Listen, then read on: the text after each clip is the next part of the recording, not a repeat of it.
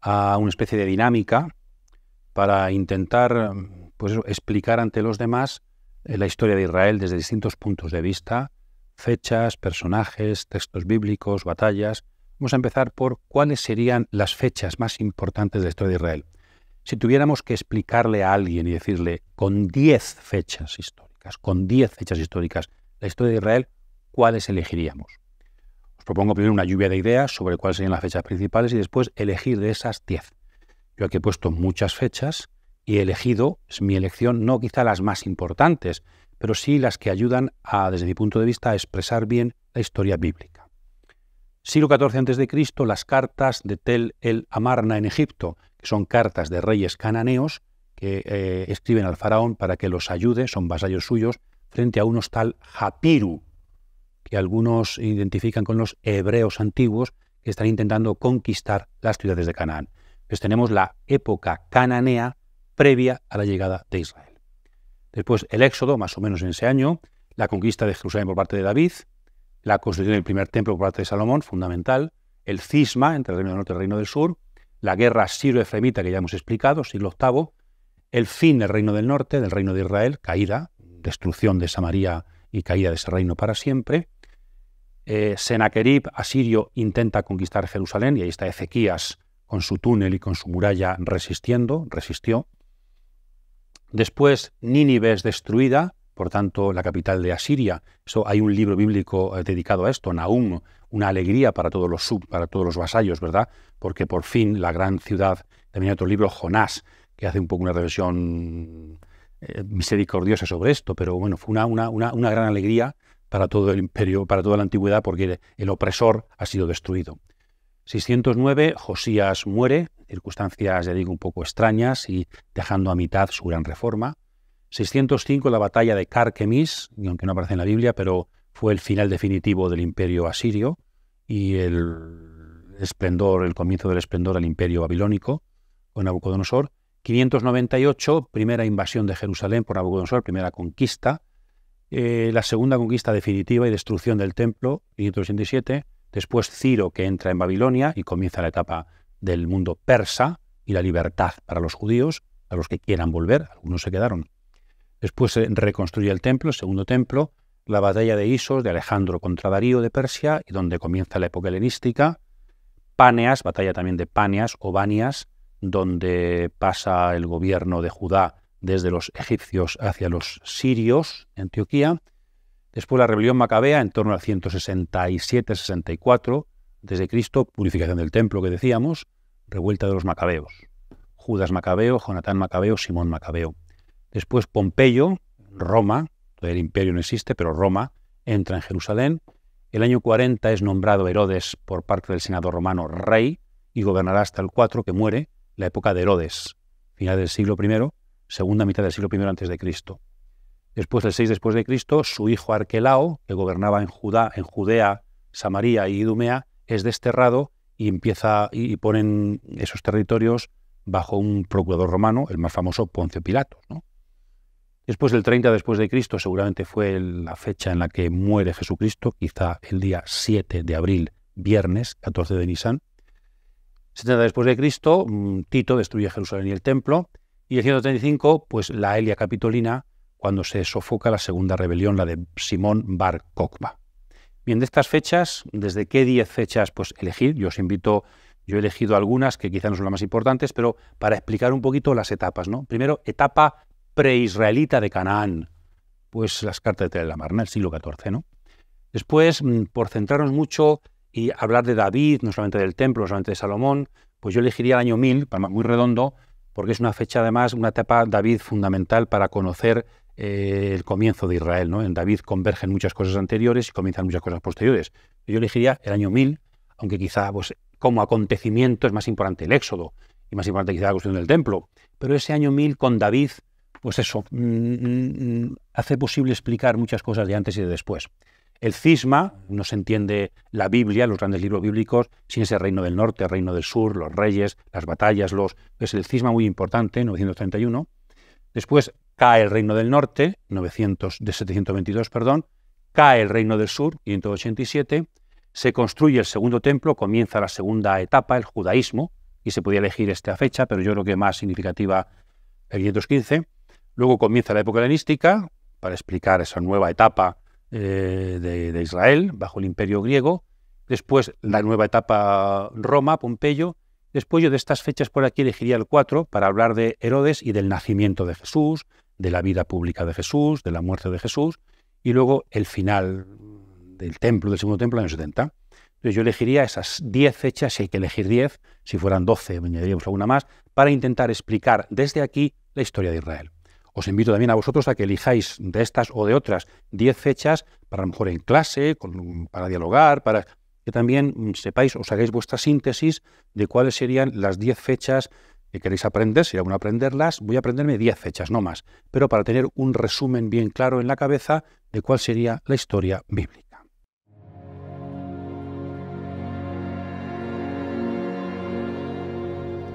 Segunda dinámica para ver el resumen de la historia de Israel: resumir la historia bíblica desde 10 personajes fundamentales.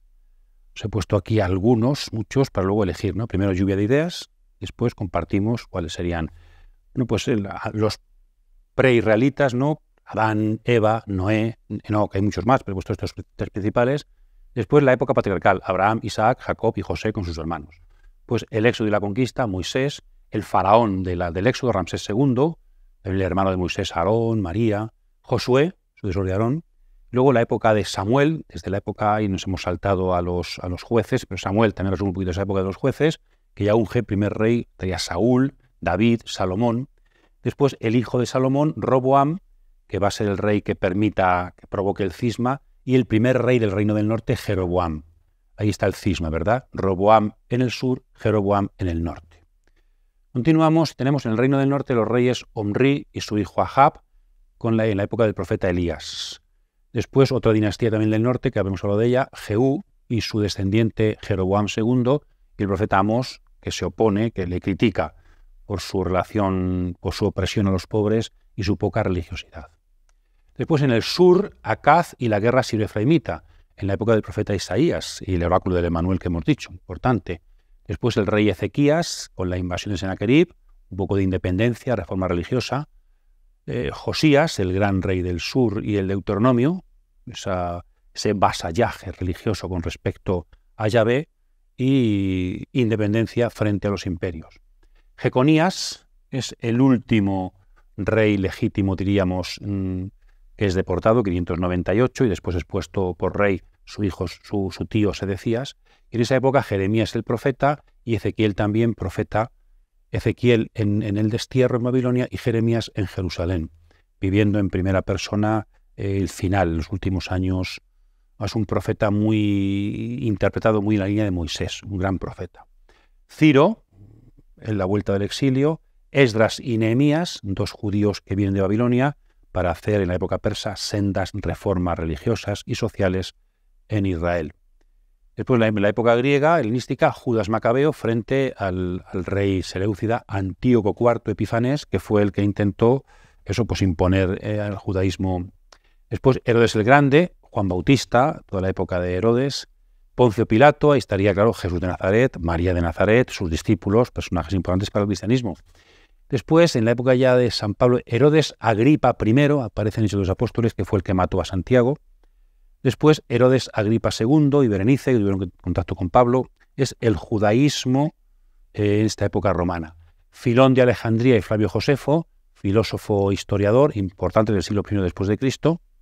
Y después el emperador Tito y el rabino que hablábamos, que fue el refundador del judaísmo, Yohanan ben Zakkai, Juan hijo de Zaqueo, el rabí del siglo I. Y en el siglo II la revuelta de Simón Bar Kokhba, Simón hijo de la estrella, se le llamó así Bar Kokhba, hijo de la estrella, porque algunos pensaron que era el Mesías, que se reveló en época de Adriano. Akiva es otro rabino que fue martirizado en Cesarea del Mar. Dicen que murió recitando la Shemaj, esa oración escucha a Israel, y Akiva fue uno de los que apoyó, dice que de los que vio en Simón al hijo de la estrella, a un Mesías. Es un rabino importante por la exégesis que hace de la Biblia, siglo II. Y nos trata de elegir de entre estos personajes cuáles serían los 10 personajes principales principales no, desde cuáles tú te ayudan a resumir la historia de Israel. Es muy subjetivo qué 10 personajes elegir. Yo aquí he elegido quizás los más importantes, sino, bueno, también un poco por que suscite el interrogante, el diálogo, he elegido los siguientes. Primero, para comprender la época patriarcal, podríamos elegir a Abraham, pero seguramente Jacob es históricamente hablando y es el que lleva el nombre de Israel, el padre de las tribus. Tú y yo, para la época patriarcal, hablaría de Jacob.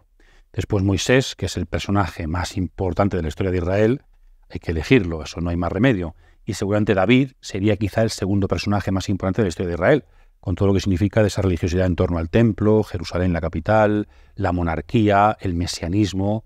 Entonces Moisés y David, fundamentales, y antes de la época patriarcal, el Jacob, el patriarca Jacob. Después, para comprender un poquito, aunque no sean los más importantes, pero para comprender un poquito la historia del primer templo, la historia de los reinos, pues quizá en el norte el rey Ahab, con todos los problemas de su casamiento con Jezabel, su matrimonio, lo cual llevó al sincretismo, Baal, los dioses, frente a los que se puso Elías, ¿no?, como profeta. Entonces, Ahab, un gran político, un rey relativamente, junto con su padre Omri, de una gran extensión y de una gran éxito político, pero en cambio, religiosamente hablando, muy criticado y socialmente hablando, ¿no? Entonces yo, Ahab, para ver un poquito el reino del norte y toda su problemática, y el reino del sur y toda su problemática también, y su Josías y la reforma deuteronómica. Después, para hablar del post-exilio, también por la importancia que tiene con la Biblia, con el Pentateuco, Esdras, el primer escriba también de la historia de Israel. Los escribas que nacen a partir de aquí y que tienen que ver no ya como los profetas con la palabra oral, sino con el texto escrito, pues los escribas se remontan a Esdras. Entonces, creo que Esdras marca un inicio de una época y también es el símbolo de la época del judaísmo, ¿verdad?, del post-exilio. Después llevamos al mundo romano y Herodes el Grande, creo que es obligatorio por la importancia que tuvo histórica y también su presencia en los evangelios y Herodes. Después, hombre, Jesús de Nazaret sería el único que tendría que elegir en todo esto. Pero he elegido a María de Nazaret, no solamente por su importancia para el cristianismo, sino porque también como un símbolo, ¿no?, de entre todos los personajes importantes, Herodes Augusto, Octavio Augusto, Herodes el Grande, toda gente importante, Ciro de Persia, Nabucodonosor, María de Nazaret. Como Dios, en medio de los personajes que cuentan, los personajes importantes, Dios elige a un pueblo pequeño, Dios elige a una mujer sencilla, Dios elige a lo que no cuenta. Me parece que María debe ser elegida como personaje fundamental, clave en toda la historia de la salvación. Desde el punto de vista histórico, insisto, no solamente teológico por supuesto. Y luego, como son 10, no podemos elegir, pues yo elegiría a Tito, porque significa la destrucción del templo, ya el final, podríamos decir, de la época bíblica. Podéis dialogar, elegir otros, pero eso, voy a aprenderme 10 personajes por orden y voy a explicar desde ellos lo más importante de la historia bíblica. Continuamos con la dinámica de elegir desde distintos puntos de vista un resumen de la historia de Israel. Aquí vamos a ver las mujeres, y más que elegir en 11, más que las 10, hemos puesto las etapas de la historia para resumir la etapa bíblica, de las etapas bíblicas, y elegir una mujer de esa etapa, ¿no? Tenemos los orígenes de la humanidad, antecedentes, pues Eva, evidentemente. Después, en la época patriarcal, pues tenemos varias. Yo elegiría Raquel sobre todo, y Sara, mujer de Abraham, la mujer preferida de Jacob. Yo elegiría Sara. En el Éxodo, la hermana de Moisés, el cántico de María, ¿verdad?, Miriam, María, en el Éxodo cantando. Y también con algún momento de enfrentamiento con su hermano, Números 12, bueno, interesante. La época de las tribus, aquí salen muchas mujeres, también incluso alguna Débora, Barak, ¿no? Junto con Barak, Débora fue una juez importante. Yo cogería a Ana, porque es la madre de Samuel, y bueno, pues simboliza ese paso, y además tiene mucho que ver con María después en su cántico de alabanza a Dios. En la época de la monarquía, pues la mujer de Urías, Betsabé, de la que se enamora David, y después está el pecado de David, pero después se va a casar con ella y va a ser la madre del futuro rey, de Salomón. Y aparece también en la genealogía de Jesús, en Mateo 1. El reino del norte, el reino del sur. Pues el reino del norte podemos elegir a Jezabel, que fue una princesa fenicia que se casó con Ahab, hijo de Omri, y que tuvo ahí esos problemas de sincretismo porque quiso introducir la religión, su religión en Israel. Entonces Elías estuvo frente a ella. También, aunque es algo intemporal, el relato de Judith habla un poco de esta época. Entonces también podría ser Judith, que sería un símbolo más que una y Jezabel. En el reino del sur hay una princesa del norte que se casó con un rey del sur y luego fue regenta y luego fue, o sea, que reinó en el sur, Atalía, ¿verdad? Atalía, importante, la podéis buscar en la Biblia, en el segundo libro de los Reyes. Después, en la época del exilio, a ver, en el libro de Tobías, que habla del exilio del norte, pero del exilio en general aparece Sarra, que después se casa con Tobías. Bueno, pues ahí elegimos a Sarra, pero es una novela, bueno, y de una época, digo, del exilio más bien del norte, entonces esto un poco más dudoso. De la época persa, también el libro de Esther habla de esta época, aunque sea también una novela, pero habla la reina Esther que consiguió salvar a su pueblo en la época persa. Del helenismo, una mujer no bíblica, pero muy importante, Salomé Alejandra, que fue también, como Atalía, fue mujer de reyes asmoneos y también ella regenta del reino, hasta que llegó después Pompeyo. Es una mujer importante que gobernó o que reinó en Judá en la época de los asmoneos. Y en Roma, bueno, pues también podemos poner varias, incluso discípulos de Jesús. Yo creo que María de Nazaret es un poco también el signo principal de la mujer en la Biblia y de la mujer en la historia de la humanidad. Entonces, bueno, pues también la historia bíblica desde el punto de vista de la mujer, elegir una mujer por cada una de las etapas de la historia bíblica.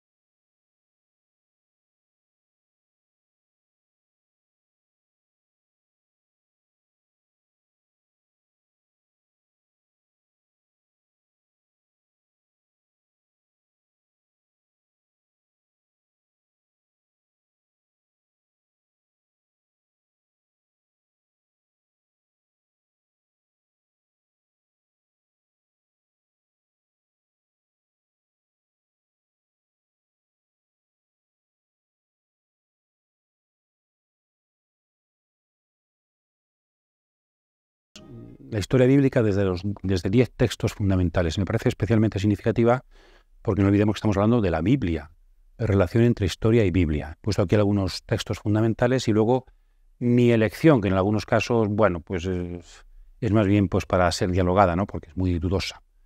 Bien, la vocación de Abraham, los patriarcas, ¿verdad? Podríamos poner también alguna cosa más antigua, pero después la vocación de Moisés y la revelación en el Sinaí, el paso del Mar Rojo, fundamental en el Éxodo, la alianza del Sinaí, Éxodo 19 o Éxodo 24, la ratificación, propuesta de alianza, ratificación de alianza. Dentro de esa alianza pues tenemos dos textos donde aparece el Decálogo, los 10 mandamientos, como contenido fundamental de la alianza. O la famosísima oración, la oración judía más famosa, la Shemaj, escucha a Israel en Deuteronomio. También el final de la Torá, muerte de Moisés, Deuteronomio 34. Al final de Josué también la asamblea de Siquem, donde Josué hace un discurso que finaliza la conquista y una propuesta de alianza entre las tribus con Yahvé. La alianza de Siquem, casi está naciendo Israel en la tierra ya de Canaán. El pueblo pide un rey y las contradicciones de la monarquía, como Samuel se opone a la monarquía. La unción de David, muy interesante. Samuel va y unge a David en un texto muy conocido por todos. David es nombrado rey también de Israel en el norte y conquista Jerusalén, según Samuel 5. La profecía de Natán, muy importante porque es como David quiere construir un templo, Dios le dice que no, sino que va a ser el que le construya un templo a David, es una dinastía. Es el texto fundamental de la elección de David como dinastía para siempre, para que no deje de haber reyes, y de hecho es el texto fundamental para el futuro Mesías, de la dinastía de David. Profecía de Natán. El cisma, reino del norte, reino del sur. El oráculo del Emmanuel en la guerra silo-efraimita que hemos dicho, Isaías 7. Los cantos del siervo, famosísimos para comprender la cruz de Jesús y uno de los textos más profundos de la Biblia, Isaías 53, el cuarto canto del siervo.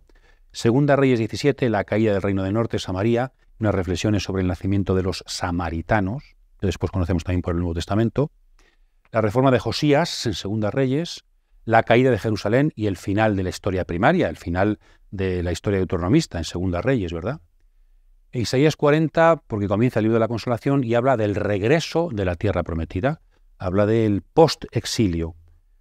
También ahí habla Segunda Crónicas 36, Ciro y la reconstrucción del templo, el final, la última perícopa de Segunda Crónicas 36. Nehemías 8, de los libros de Esdras y Nehemías, es el más importante, se lee la Torá entera y todos se comprometen, un poco en línea con Josué 24, a ser un pueblo de la ley, un pueblo de la Torá, un pueblo de la alianza. Es el nacimiento del judaísmo.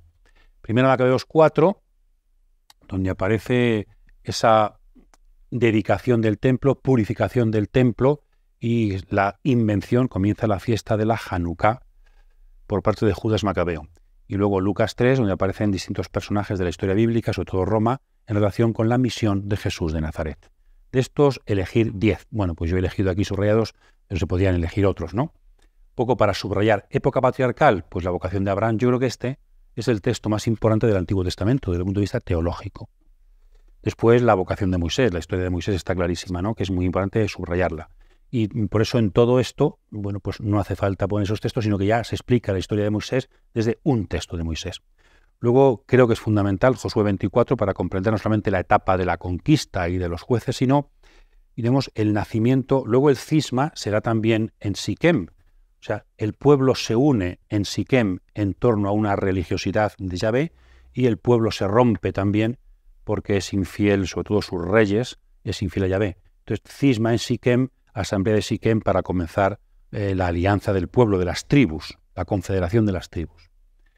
Después, 2 Samuel 7 creo que es fundamental desde el punto de vista teológico y también histórico, como ya no solamente es una cuestión política de David, que era muy listo y supo, sino cómo Dios elige a David y es, diríamos, el texto, yo creo que es uno de los textos más importantes del Antiguo Testamento, donde aparece además por sus resonancias mesiánicas, donde aparece esa clave, Jerusalén, David, la monarquía, como uno de los fundamentos fundamentales, junto con Moisés, de la religiosidad judía. El cisma, lo hemos dicho, una etapa fundamental para explicar dos reinos en Israel, y luego había que elegir una caída. Yo elegiría la caída del reino del norte, Samaria, también por el nacimiento de los samaritanos, que después son conocidos por el Nuevo Testamento y por una realidad que todavía hoy existe. ¿Quiénes son los samaritanos con respecto a los judíos? No es un texto fundamental que nos hace explicar ese tema. Y después el post-exilio, pues yo elegiría el final de Segunda Crónicas, también por el tema del segundo templo y la importancia de un personaje extranjero. Y después, para la época del judaísmo, Nehemías 8 es la alianza, lo hemos dicho antes, ¿verdad? Y luego, para la época helenística, pues Judas Macabeo y también con una fiesta nueva, que también aparece en Juan, capítulo 10, una fiesta que también Jesús celebró. Y luego, para hablar del Nuevo Testamento, pues desde el punto de vista histórico, pues Lucas 3, el comienzo de Lucas 3 es muy importante. Aquí tenéis una dinámica interesante, otra más, 10 textos bíblicos, podéis dialogarlo, para resumir la historia bíblica, la historia de Israel.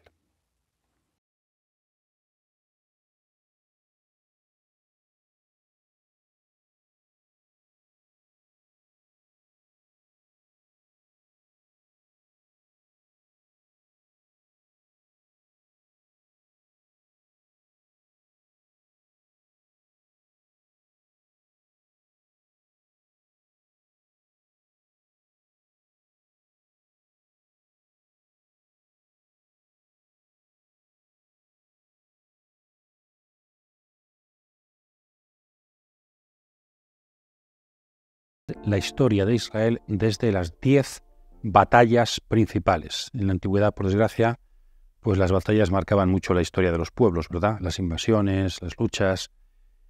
Tenemos aquí algunas que he puesto, habría más, pero la batalla de Megiddo es una batalla pre-israelita, donde el faraón Tutmosis III, tenemos la fecha, 12 del 5 del 1468 a.C., Tutmosis III, faraón, vence a una coalición de reyes cananeos. Nos habla muy bien de la etapa pre-israelita de Canaán y su influencia desde Egipto. La batalla de Cadés, que algunos hablan de la paz de Cadés, es una del siglo XIII, batalla entre, Cadés está al norte, no está en Israel, está más al norte de Canaán, entre Ramsés II, en la actual Siria está, y los hititas.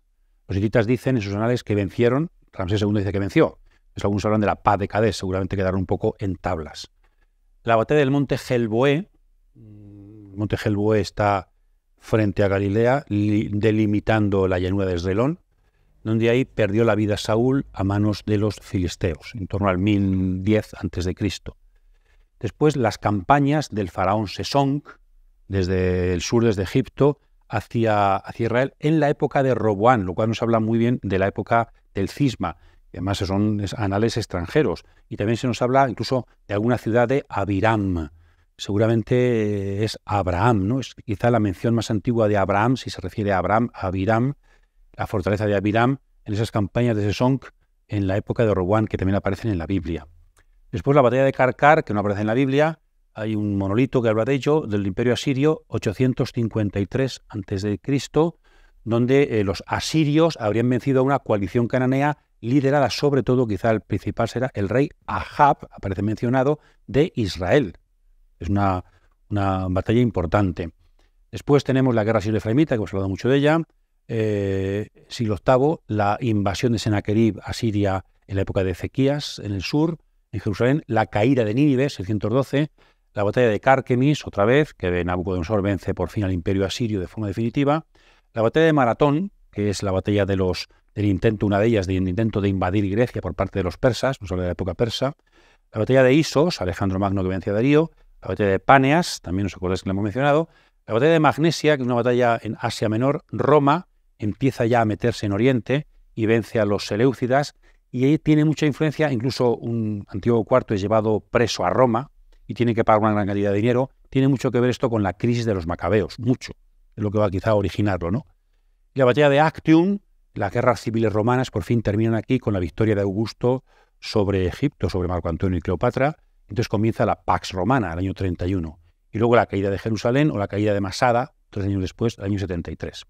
Bien, ¿qué elegir? Yo aquí he privilegiado la dimensión, diríamos, arqueológica, histórica, exterior, no tanto la importancia para la Biblia. He elegido 10 batallas que tienen que ver con la antigüedad, que son mencionadas fuera de la Biblia, en algunas también en la Biblia. Entonces, época preisraelita, la batalla de Meguido, fundamental.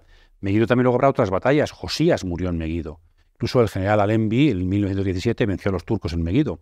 Y Zacarías dice que la batalla final de la historia será en Meguido. Y Apocalipsis 16 dice que Armagedón, la montaña de Meguido, será el lugar de la batalla final. O sea, Meguido como lugar de batallas fundamentales. Luego Gelboé, por lo que significa en la época monárquica, ¿verdad? La muerte de Saúl, el reino después de David. Luego el faraón Sesón, por todo lo que importa de la época del cisma, y también eso, la mención de Abraham, bueno, un texto importante.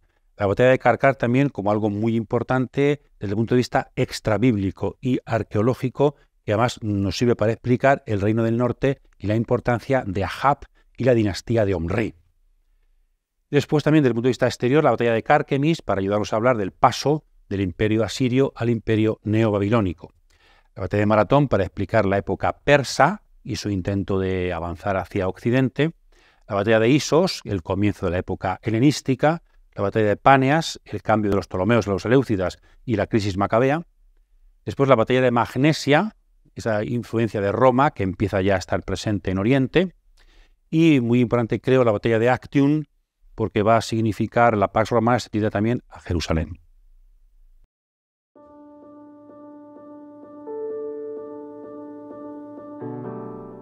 Finalizamos con una última dinámica sobre resumir la historia de Israel desde 10 descubrimientos arqueológicos importantes. La arqueología, especialmente en Tierra Santa, está muy desarrollada, en Oriente, y cada día se encuentran cosas nuevas, ¿no? Hemos puesto algunos ejemplos de importancia, aunque hay más, hay muchos más. Y luego elegimos, como siempre. Bien, excavaciones ya antiguas de ciudades muy antiguas del tercer milenio y del segundo milenio antes de Cristo, con unos archivos grandes en arcilla, de sobre todo textos en escritura cuneiforme. En Ebla, en la actual Siria, Mari, también en el Éufrates, en la actual Siria, Ugarit, también en la actual Siria, junto al mar. Entonces son tablillas muy antiguas que nos hablan, por ejemplo, de los Japiru, de una tribu llamada así Benjamín, o sea, tendrá que ver con la bíblica, y sobre todo porque nos hace conocer los orígenes de la cultura mesopotámica y su influencia en Palestina, en Israel. También aparecen algunos textos ahí del Gilgamesh, textos antiguos sobre la creación. Ugarit, también en la actual Siria, donde además de que es el primer idioma conocido que su escritura no es silábica, sino alfabética, pues tenemos también, se conocen el panteón cananeo, ¿verdad? Algunos dioses cananeos, nos ayuda a conocer la historia antigua de la tierra de Israel. El código de Hammurabi, muy interesante porque nos dice leyes codificadas por este rey, que algunas de las cuales pueden tener cierta relación con algunos códigos y leyes del Antiguo Testamento.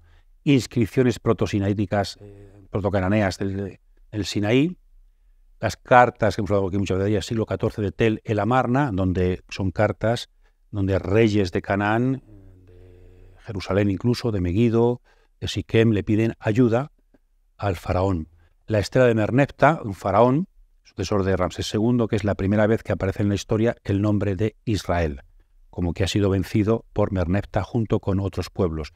El calendario de Getzer, de los más antiguos que poseemos del hebreo, seguramente es algún escolar que se ha escrito un calendario agrícola, encontró en Getzer. Las campañas que hemos hablado aquí de ellas del faraón Sesonk, en la época de Roboam, en el siglo X a.C., la estela de Mesach, hallada en Moab, del rey Mesach de Moab, donde dice que se han quitado encima la opresión de Omri, de Israel, y su dios Yahvé. Una mención muy antigua de Yahvé y de la dinastía de Omri y de Ahab, ¿verdad? Después la inscripción de Dan, donde se ha encontrado en Dan, en Tel Dan, al norte de Israel, donde aparece el rey de Aram, aparece Jehú, rey del norte, que se rebeló contra la dinastía de Omri, y aparece también el hijo de David. Hay algunos autores exagerados que decían que David no existía, porque solamente aparecía en la Biblia hasta que se encontró esta estela. Bueno, como David es nombrado fuera de la Biblia, ya dicen que sí existe David. Bueno, un poco ahí, ¿verdad? La dimensión. Pero aparece un descendiente de David, hijo de David. Las inscripciones del Negev, donde aparece una religiosidad popular sincretista, Yahvé y su Aserá, diríamos su diosa esposa, como también aparecía en el mundo cananeo.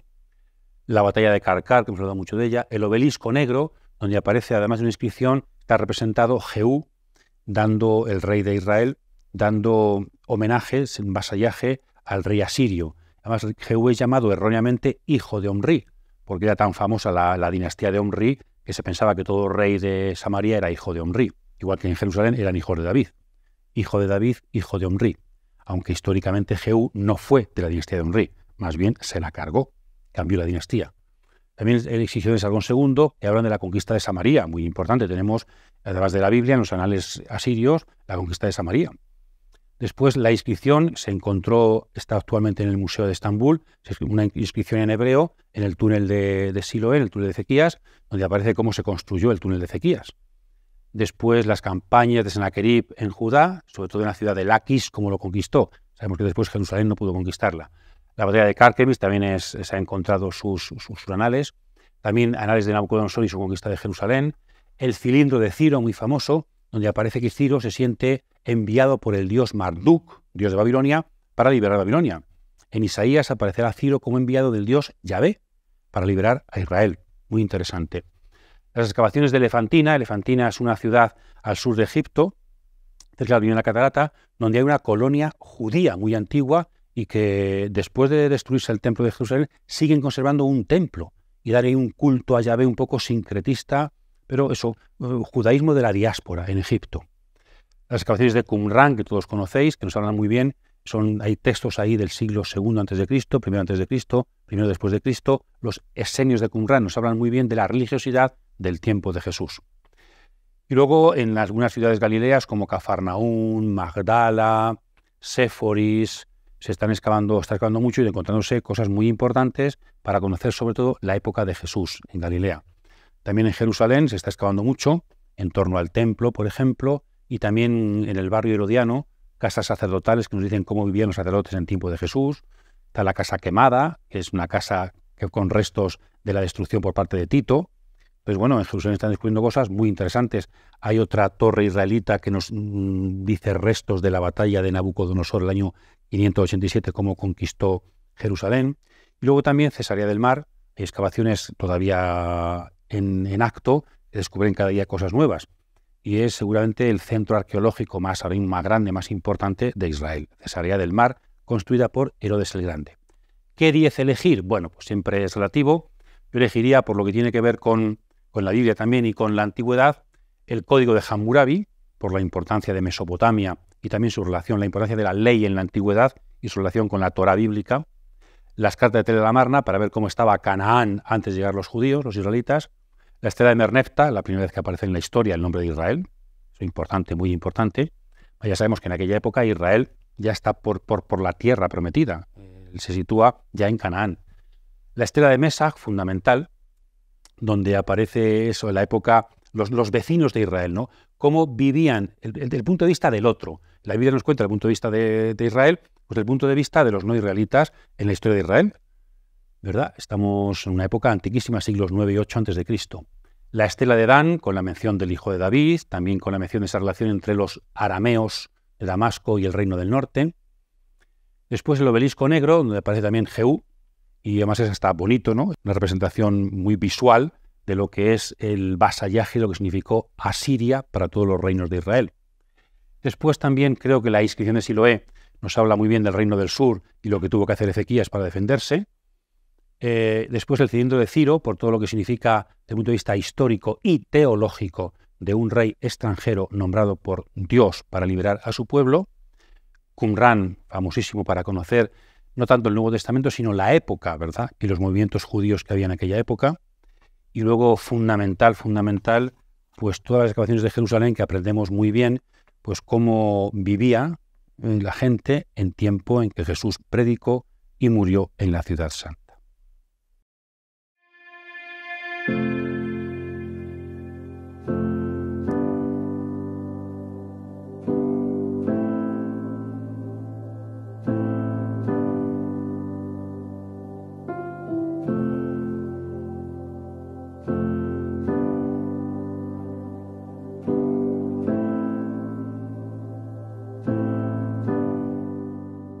La historia es muy amplia, no podemos pretender abarcarla, no agobiarnos con saber fechas, sí, está en los libros, sí, pero sí que podemos, yo creo, reflexionar, relación entre la Biblia y la historia, también muy en relación con la historia antigua, la historia exterior a Israel, porque sí tenemos sobre todo dos objetivos, ¿verdad?